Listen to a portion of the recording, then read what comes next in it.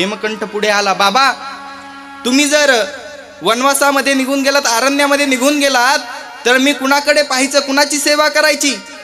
मला सुद्धा तुमच्या सोबत घेऊन चला. असं म्हटल्यावरती सोमकांत राजा म्हणाला, तुला जर मी सोबत नेलं तर या नगरवासिकांचं सांभाळ कुणी करायचा? त्याच्यानंतर सुधर्मा राणी आली आणि राणी आल्याच्या नंतर ती म्हणाली, मी कोण आहे तुमची?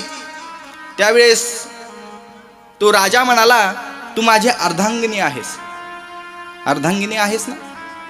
मग अर्धांगिनीचं काम काय आहे? पत्नीचं काम काय आहे? सुखामध्ये सुद्धा सोबत राहायचं आणि दुःखामध्ये सुद्धा सोबत राहायचं. ज्या वेळेस तुम्ही ऐश्वर्य भोगत होतात, ज्या वेळेस तुम्ही राजाच्या गादीवर बसत होतात, त्यावेळेस मला सुद्धा एक गादी देत होतात.